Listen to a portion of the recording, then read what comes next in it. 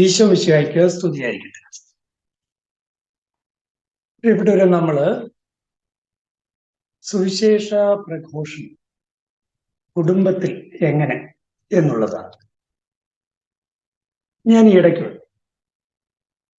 Mother തെരേസയുടെ ഒരു സംഭവം കേട്ടു. മദർ തെരേസ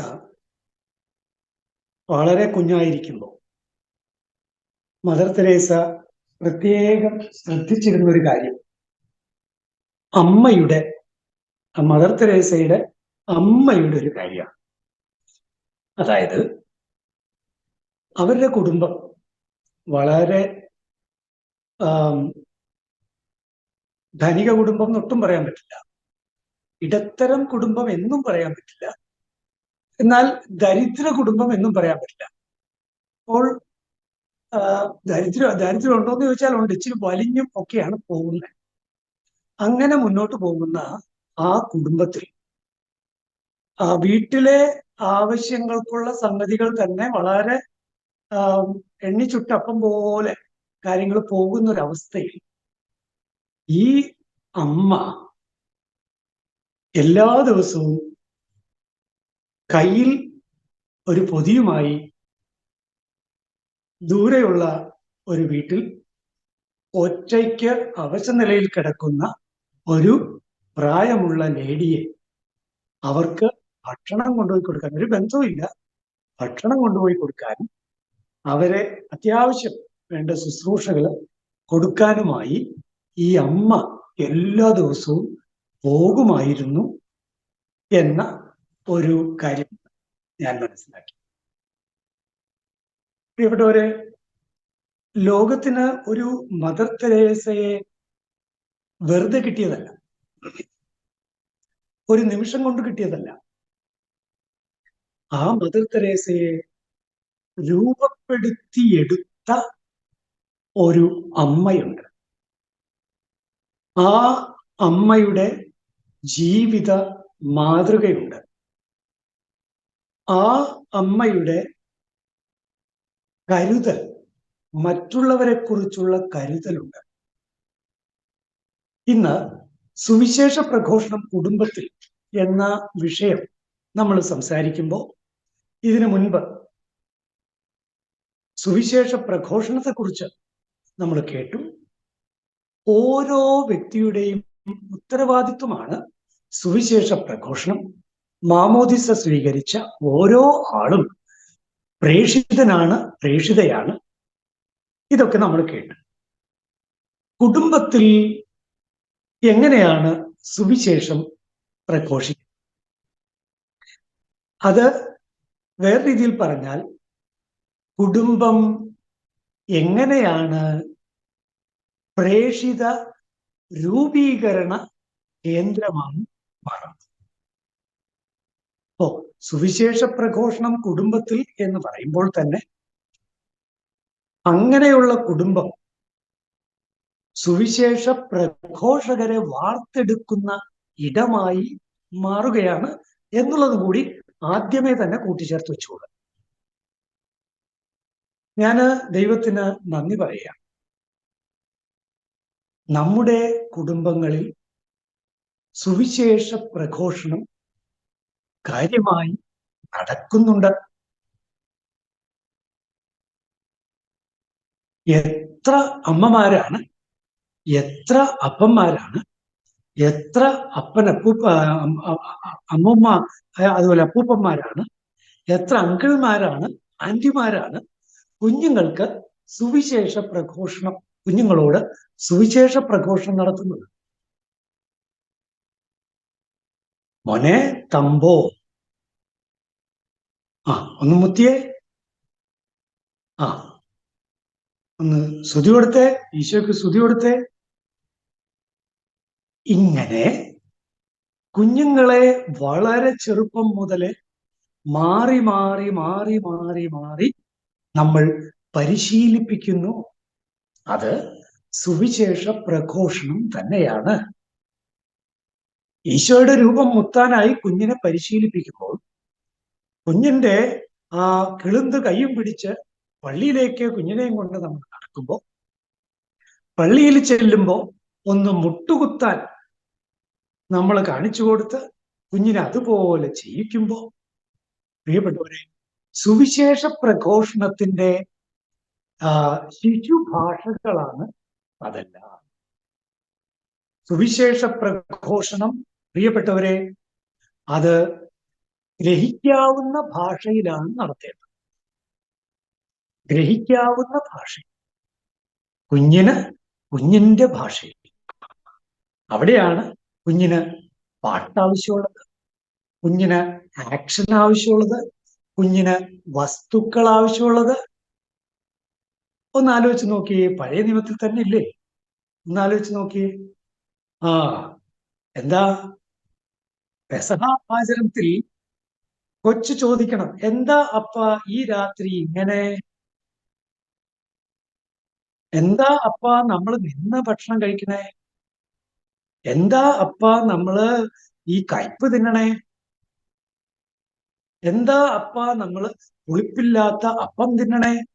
കണ്ടോ പ്രിയപ്പെട്ടവരെ, പഴയ നിയമത്തിൽ തന്നെയും ഈ കുടുംബത്തിലെ വിശ്വാസ കൈമാറ്റം അത് ഭംഗിയായി പറഞ്ഞു വെച്ചിട്ടുണ്ട്.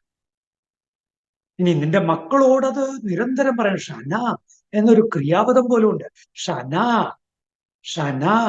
മക്കളോട് ഇരിക്കുമ്പോഴും നടക്കുമ്പോഴും കിടക്കുമ്പോഴും യാത്ര ചെയ്യുമ്പോഴും വീട്ടിലായിരിക്കുമ്പോഴും വഴിയിലും വെച്ച് മക്കളോട് എന്നിട്ട് എന്താ പറഞ്ഞിരിക്കുന്നത്? ആവർത്തിച്ച് പറഞ്ഞു കൊടുക്കണം എന്നാണ്. ഷന. എന്താ ഷന എന്നറിയാവോ? ഷന എന്ന് വെച്ചാൽ മൂർച്ച വെപ്പിക്കുന്ന ഏർപ്പാടാണ്. അതായത് നമ്മൾ കത്തിയൊക്കെ മൂർച്ച വെക്കില്ലേ? ഇങ്ങനെ രാഗി ഒരച്ചൊരച്ചൊരച്ച് അത് മൂർച്ച വെക്കില്ലേ? ഷന, മൂർച്ച വെക്കൽ ഏർപ്പാടാണ്. അപ്പോ മൂർച്ച വയ്ക്കുന്നത്, വിശ്വാസത്തിന്റെ മൂർച്ച അത് വയ്പ്പിച്ചെടുക്കുന്നത് പ്രത്യേകിച്ച് ഒരു പ്രായക്കാർക്ക് ആവർത്തനത്തിലൂടെയാണ്. അപ്പോ സുവിശേഷ പ്രഘോഷണം കുടുംബത്തിൽ എന്ന് പറയുമ്പോൾ ഒന്നാമത് നമ്മൾ ഫോക്കസ് ചെയ്യുന്നത് കുഞ്ഞുങ്ങളെയാണ്, ശിശുക്കളെ. വളരെ പൊടി കുഞ്ഞുങ്ങളാവട്ടെ, അല്പം മുതിർന്ന കുഞ്ഞുങ്ങളാവട്ടെ, പ്രിയപ്പെട്ടവരെ, നിങ്ങളുടെ കുടുംബത്തിലുള്ള കുഞ്ഞുങ്ങളിലേക്ക് ഈശോ എത്താൻ, സുവിശേഷം എത്താൻ നിങ്ങൾ എന്തു ചെയ്യുന്നു എന്ന ചോദ്യം സുപ്രധാനമായ ഒന്നായി കരുതണം. നിങ്ങളുടെ കുടുംബ പ്രാർത്ഥന, നിങ്ങളുടെ വീട്ടിലെ ആ ചെറിയ കുഞ്ഞിന്, അവൻ ഉറങ്ങിയാലും അവിടെ കിടന്നാലും അവനോടൊക്കെ ഗോഷ്ടി കാണിച്ചാലും അതൊന്നും ഒരു വിഷയമല്ല. നിങ്ങൾ മുട്ടിന്മേൽ നിന്ന് പ്രാർത്ഥിക്കുന്നു, നിങ്ങൾ ഉത്സാഹത്തോടെ പ്രാർത്ഥിക്കുന്നു, നിങ്ങൾ ഒച്ചത്തിൽ പ്രാർത്ഥിക്കുന്നു. ആ കുഞ്ഞത് കേൾക്കുന്നുണ്ട്, കാണുന്നുണ്ട്. അവൻ അതിപ്പോൾ ഇഷ്ടമില്ലാത്ത പോലെയൊക്കെ കാണിച്ചാൽ പോലും, പ്രിയപ്പെട്ടവരെ, അത് എല്ലാ ദിവസവും ആ ആവർത്തിച്ച ആവർത്തനം വിശ്വാസ പരിശീലനത്തിന്റെ പ്രധാനപ്പെട്ട ഒരു തലമാണ്. സുവിശേഷ പ്രഘോഷണത്തിന്റെ ഒരു പ്രധാനപ്പെട്ട തലമാണ്. അതുപോലെ തന്നെ നമ്മുടെ ജീവിതം, കുടുംബത്തിലെ സുവിശേഷ പ്രഘോഷണം ഏറ്റവും പ്രധാനമായി നടക്കുന്നത് സ്വന്തം ജീവിത മാതൃകയിലൂടെയാണ്. ദൈവം സ്നേഹമാകുന്നു എന്ന് കുഞ്ഞിന് മനസ്സിലാകണമെങ്കിൽ ആ സ്നേഹം അമ്മയിലൂടെ, അപ്പനിലൂടെ, ആ വ്യവസ്ഥകളില്ലാത്ത സ്നേഹത്തെ കുഞ്ഞിന് ശരിക്ക് ഒപ്പിയെടുക്കാൻ കഴിയണം. അപ്പോൾ ജീവിത മാതൃക, വലിയ ആക്രോശങ്ങളുടെ കുടുംബം, വഴക്കിന്റെ കുടുംബം, ബഹളത്തിന്റെ കുടുംബം സുവിശേഷ വിരുദ്ധ കുടുംബമാണ്. സുവിശേഷ പ്രഘോഷണം കുടുംബത്തിൽ എന്ന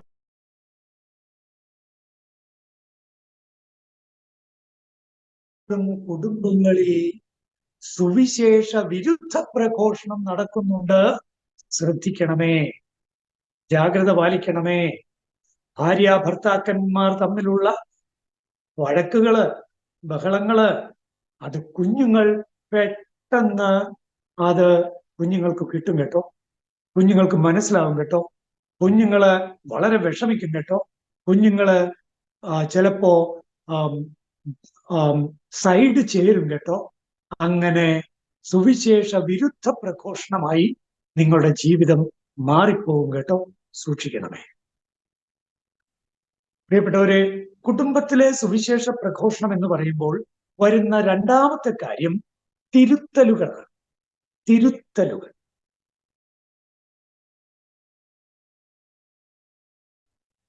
തിരുത്തലുകൾ എന്ന് പറയുമ്പോൾ നിങ്ങളുടെ മക്കൾ, അത് ഏത് പ്രായത്തിലുള്ളവരുമായിക്കോട്ടെ, നിങ്ങളുടെ മക്കൾക്ക് അവർക്ക് ലഭിക്കേണ്ട തിരുത്തലുകൾ ലഭിക്കേണ്ട സമയത്ത് ലഭിക്കേണ്ട രീതിയിൽ ലഭിക്കേണ്ടവരിൽ നിന്ന്, പ്രത്യേകിച്ച് മാതാപിതാക്കളിൽ നിന്ന് ലഭിക്കേണ്ടതുണ്ട്. തിരുത്തലുകൾ മക്കളുടെ തെറ്റായ രീതികൾക്കും ശൈലികൾക്കും മൗനം കൊണ്ട് അനുവാദം കൊടുക്കാതിരിക്കുക. ഉദാഹരണത്തിന് വീട്ടിലെ ടെലിവിഷൻ ചാനൽ, അതിൽ എന്തൊക്കെ ടൈപ്പ് സംഗതികൾ കാണാം, എന്തൊക്കെ കാണാൻ പാടില്ല, കൃത്യമായ വ്യക്തമായ ഒരു നിലപാട് കുടുംബത്തിൽ ഉണ്ടായിരിക്കണം. അത് സുവിശേഷ പ്രഘോഷണത്തിന്റെ ഭാഗമാണ്. വിശ്വാസത്തോട് ചേർന്ന് പോകുന്ന ധാർമ്മികതയുടെ ഭാഗമാണ്. അതുകൊണ്ട് തിരുത്തലുകൾ, വാക്കുകൾ, അവരുപയോഗിക്കുന്ന വാക്കുകൾ, അവരുടെ നിലപാടുകൾ, ചിന്തകൾ, സ്വാർത്ഥപരമായ രീതികൾ, പ്രത്യേകിച്ച് മുതിർന്നവരോട്, പാവപ്പെട്ടവരോട് ഒക്കെ ഔദ്ധത്യത്തോടെ ഉള്ള പെരുമാറ്റങ്ങൾ, സംസാരങ്ങൾ, അവയൊക്കെ അവിടെ തിരുത്തപ്പെടേണ്ടതുണ്ട് എന്നോർക്കുക. അപ്പോൾ തിരുത്തൽ സുവിശേഷ പ്രഘോഷണം കുടുംബത്തിൽ എന്നുള്ളതിൽ വളരെ പ്രധാനപ്പെട്ട ഒന്നാണ്. പ്രിയപ്പെട്ടവരെ, ദൈവവചനം നിങ്ങളുടെ കുടുംബത്തിൽ, നിങ്ങളുടെ ഇടയിൽ എന്തെങ്കിലും സംസാരം ഒത്തിരി സംസാരങ്ങൾ നടക്കാറുണ്ട്. ഈ സംസാരത്തിൽ, നിങ്ങളുടെ സംസാരത്തിൽ ദൈവവചന ചർച്ച കയറി വരാറുണ്ടോ? ഞായറാഴ്ച അന്ന് പള്ളിയിൽ വായിച്ച സുവിശേഷം, അച്ഛൻ പ്രസംഗം പറഞ്ഞ കാര്യം, ഒരു ധ്യാനത്തിന് പോയി കേട്ട കാര്യം, അല്ലെങ്കിൽ പേഴ്സണലായി ദൈവവചനം വായിച്ചപ്പോൾ സ്ട്രൈക്ക് ചെയ്തൊരു പോയിന്റ്, ഇത് നിങ്ങളുടെ കുടുംബത്തിൽ നിങ്ങൾ ചർച്ചാ വിഷയം ആക്കാറുണ്ടോ? പ്രിയപ്പെട്ടവരെ, അങ്ങനെ ഒരു സ്പേസും കുടുംബത്തിൽ വേണം. സുവിശേഷ പ്രഘോഷണം കുടുംബത്തിൽ, അങ്ങനെ ഒരു സ്പേസ് വളരെ പ്രധാനപ്പെട്ടതാണ്. അതുപോലെ തന്നെ ബൈബിളിലെ ഭാഗങ്ങൾ, അതേക്കുറിച്ചുള്ള ചർച്ചകൾ പ്രധാനപ്പെട്ടതായിരിക്കുന്നത് പോലെ തന്നെ പ്രിയപ്പെട്ടവരെ, നമ്മുടെ സാമൂഹിക ബാധ്യതകൾ, ഉത്തരവാദിത്തങ്ങൾ, പൗരധർമ്മം, ഇതൊക്കെ നമ്മൾ ചർച്ച ചെയ്യണം. പ്രിയപ്പെട്ടവരെ, സുവിശേഷ പ്രഘോഷണം എന്ന് പറയുന്നത് ബൈബിൾ വാക്യം പറയലാണ് എന്നുള്ള തെറ്റായ ധാരണ പലരുടെയും തലയിലുണ്ട്. നോക്കൂ, എങ്ങനെയാണ് പൊതുസമൂഹത്തിൽ പരസ്പര സ്നേഹത്തിലും സന്തോഷത്തിലും സമാധാനത്തിലും ജീവിക്കേണ്ടത് എന്നുള്ളത് വചനത്തിന്റെ പ്രായോഗിക തലമാണ്. ധാർമ്മികമായ നമ്മുടെ ബോധ്യത്തിന്റെ ഒരു പൊളിറ്റിക്കലായിട്ട് ഒരു പ്രത്യേക നിമിഷത്തിൽ നമ്മൾ എന്ത് ഡിസിഷൻ എടുക്കണം, ആ ഡിസിഷന് കർത്താവായ യേശുക്രിസ്തുവിന്റെ കയ്യൊപ്പുണ്ടോ, സുവിശേഷത്തിന്റെ കയ്യൊപ്പുണ്ടോ, സത്യത്തിന്റെ കയ്യൊപ്പുണ്ടോ, വിശ്വാസത്തിന്റെ കയ്യൊപ്പുണ്ടോ, പ്രത്യാശയുടെ കയ്യൊപ്പുണ്ടോ? പ്രധാനപ്പെട്ട കാര്യമാണ്. അപ്പോഴ് ഇത്തരത്തിലുള്ള കാര്യങ്ങള് ഞാൻ സമയം ഒന്ന് നോക്കിയായിരുന്നു. ഇപ്പോൾ ഏതാണ്ട് 14-15 മിനിറ്റ് ആയിട്ടുണ്ട്. നിങ്ങൾ നിർത്തേണ്ട സമയമാകുമ്പോൾ പറയുക, ഞാൻ നിർത്തിക്കോളാം. പറയണമെന്നില്ല, ഒരാള് ജസ്റ്റ് ഓൺ ആയിട്ട് വന്നാൽ മതി. അപ്പോഴ് പ്രിയപ്പെട്ടവരെ, അങ്ങനെ കുടുംബത്തിൽ സുവിശേഷ പ്രഘോഷണം എന്ന് പറയുമ്പോൾ ദൈവവചനവും സാമൂഹിക യാഥാർത്ഥ്യങ്ങളും, ഇത് രണ്ടും പ്രധാനപ്പെട്ടതാണ്. അച്ഛന്മാരെ കുറിച്ച് പറയാറുണ്ട്, അച്ഛൻ പള്ളിയിൽ പ്രസംഗിക്കുമ്പോൾ ഒരു കയ്യിൽ ബൈബിളും മറ്റേ കയ്യിൽ പത്രവും വേണമെന്നാണ്. ഒരു കയ്യിൽ ബൈബിളും മറ്റേ കയ്യിൽ പത്രവും. അത് അച്ഛന്മാരുടെ കാര്യം മാത്രമല്ല, നമ്മുടെ കുടുംബത്തിലെ സുവിശേഷ പ്രഘോഷണം എന്ന് പറയുന്നത് ആദർശപരമായ, ആശയപരമായ, ബൈബിൾ വചനപരമായ, താത്വികമായ കാര്യങ്ങൾ മാത്രമല്ല, അതിൻ്റെ പ്രായോഗികമായ വശങ്ങളും കൂടി പ്രധാനപ്പെട്ടതാണ്. അതാണ് നമ്മുടെ സുവിശേഷ പ്രഘോഷണം കുടുംബത്തിൽ എന്നുള്ളതിന് നമുക്ക് പറയേണ്ടത്. ഒരു കാര്യം ഞാൻ പ്രത്യേകം സൂചിപ്പിച്ചുകൊള്ളട്ടെ. വൃദ്ധരോടുള്ള പ്രത്യേകമായ കരുതൽ, പരിഗണന, പാവപ്പെട്ടവരോടും രോഗികളോടും വിശക്കുന്നവരോടുമൊക്കെയുള്ള സവിശേഷമായ പരിഗണന കുടുംബത്തിൽ മാതാപിതാക്കൾ അതിന് മാതൃക നൽകിയാൽ കുഞ്ഞുങ്ങൾക്ക് ജീവിത അവസാനം വരെയുള്ള ഏറ്റവും സുന്ദരമായ സുവിശേഷ പ്രഘോഷണം അതിലൂടെ നടന്നു കഴിഞ്ഞു. നിങ്ങളുടെ കുടുംബത്തിൽ വൃദ്ധരായ നിങ്ങളുടെ മാതാപിതാക്കളെ നിങ്ങൾ സ്നേഹത്തോടെ, ക്ഷമയോടെ, കരുതലോടെ ശുശ്രൂഷിക്കുന്നത് കാണുന്ന കുഞ്ഞ്, ആ കാഴ്ച തന്നെയാണ് സുവിശേഷ പ്രഘോഷണം. അടുത്ത വീട്ടിലെ കഷ്ടപ്പാട് കണ്ടറിഞ്ഞ് അവരെ സഹായിക്കാനായി മുന്നോട്ട് വരുന്നത്, പ്രിയപ്പെട്ടവരെ, അത് തന്നെയാണ് ആ കുഞ്ഞിന് നമ്മളിൽ നിന്ന് ലഭിക്കാവുന്ന സുവിശേഷ പ്രഘോഷണം. അതുകൊണ്ട് തന്നെ ചില മാതാപിതാക്കൾ ചെയ്യുന്നത് കാണാറുണ്ട്. എന്തെങ്കിലുമൊക്കെ നല്ല കാര്യം ചെയ്യുമ്പോൾ, ദാനം കൊടുക്കുമ്പോൾ അതൊക്കെ കൊച്ചുങ്ങളുടെ കയ്യിൽ കൊടുക്കാൻ പറയും. വളരെ നല്ലതാണ്. സത്യത്തിൽ ഇതെല്ലാം സുവിശേഷ പ്രഘോഷണത്തിന്റെ വിവിധ രീതികളും മാതൃകകളുമാണ്. പ്രിയപ്പെട്ടവരെ, അവസാനമായി ഞാൻ പറയുകയാണ്, നോക്കൂ, ഇത്തരത്തിൽ കുടുംബത്തിൽ സുവിശേഷ പ്രഘോഷണം നടക്കുമ്പോൾ ഒടുവിൽ അവിടെ സുവിശേഷ പ്രഘോഷകർ രൂപം കൊള്ളുകയാണ്, പ്രേഷിതർ രൂപം കൊള്ളുകയാണ്. ഞാൻ നിങ്ങളോട് ഒരു പ്രായോഗികമായ കാര്യം പറഞ്ഞുകൊള്ളട്ടെ. നിങ്ങളുടെ കുടുംബത്തിൽ നിങ്ങൾക്ക് ഒന്നിച്ചൊരു തീരുമാനമെടുക്കാൻ കഴിയുമോ? അതായത്, ആഴ്ചയിൽ ഒരു ദിവസം നമ്മൾ ഒന്നിച്ചു വരുന്നു. ആ ആഴ്ചയിൽ നമ്മൾ ഈശോയെ പ്രഘോഷിച്ചത് എങ്ങനെയൊക്കെ എന്ന് പരസ്പരം ഒന്ന് പങ്കുവയ്ക്കും. ഈശോയെ നമ്മൾ ആ ആഴ്ചയിൽ പ്രഘോഷിച്ചത് എങ്ങനെയൊക്കെ എന്ന് നമ്മൾ പരസ്പരം പങ്കുവയ്ക്കുന്നു. അത് കൈകളിലൂടെ ഈശോയെ പ്രഘോഷിച്ചതാകാം, അതായത് സേവനത്തിലൂടെ, ശുശ്രൂഷയിലൂടെ, പ്രാർത്ഥനയിലൂടെ, കൊച്ചുത്രേസ്യയെ പോലെ പ്രാർത്ഥനയിലൂടെ മിഷൻ പ്രവർത്തനം ചെയ്തതാവാം. അല്ലെങ്കിൽ നോക്കൂ, വിശുദ്ധ ഫ്രാൻസിസ് സേവ്യറിനെ പോലെ നാവിലൂടെ, വാക്കുകളിലൂടെ സുവിശേഷ പ്രഘോഷണം നടത്തിയതാവാം. ഇനി അതുമല്ലെങ്കിൽ ജീവിത മാതൃകയിലൂടെ സുവിശേഷ പ്രഘോഷണം നടത്തിയതാവാം. അല്ലെങ്കിൽ ഒരു പടം, ഈശോയുടെ പടം ഒരാൾക്ക് കൊടുത്ത്, നോക്കൂ, ഏതെല്ലാം രീതികൾ. ഞാൻ അവസാനിപ്പിക്കുന്നു. അപ്പോഴ് പ്രേഷിതരാകാൻ പ്രേഷിത പരിശീലനം കുടുംബത്തിൽ ഇപ്പോൾ ചെയ്യുക, ഇവിടെ തുടങ്ങുക. പ്രേഷിത പരിശീലനം കുടുംബത്തിൽ നടക്കട്ടെ. അതിന് മാതാപിതാക്കൾക്ക് വലിയൊരു റോളുണ്ട്. സുവിശേഷ പ്രഘോഷണം കുടുംബത്തിൽ. ഈശോ മിശിഹായ്ക്ക് ആശീർവാദം ഇവിടെ തരുവാച്ച. ഓക്കെ. സ്വർഗസ്ഥനായ ഞങ്ങളുടെ പിതാവേ, അങ്ങയുടെ നാമം പൂജിതമാകണമേ. അങ്ങയുടെ രാജ്യം വരണമേ. സ്വർഗ്ഗത്തിലെ പോലെ ഭൂമിയിലും ആകണമേ. അന്നു വേണ്ട ആഹാരം തരണമേ. ഞങ്ങളുടെ കാരോട് ഞങ്ങൾ ക്ഷമിക്കുന്നത് പോലെ ഞങ്ങളുടെ പാവം ക്ഷമിക്കണമേ. ഞങ്ങളെ പാവത്തിൽ ഉൾപ്പെടുത്തരുതേ, ഞങ്ങളെ രക്ഷിക്കണമേ. കർത്താവ് നിങ്ങളോടുകൂടെ, അങ്ങേ ആത്മാവോടുകൂടെ. ദൈവം പിതാവും പുത്രനും പരിശുദ്ധാത്മാവും നിങ്ങളെ സമൃദ്ധമായി അനുഗ്രഹിക്കുമാറാകട്ടെ. ആമേൻ. ഈശോ മിശിഹായ്ക്ക് സ്തുതി.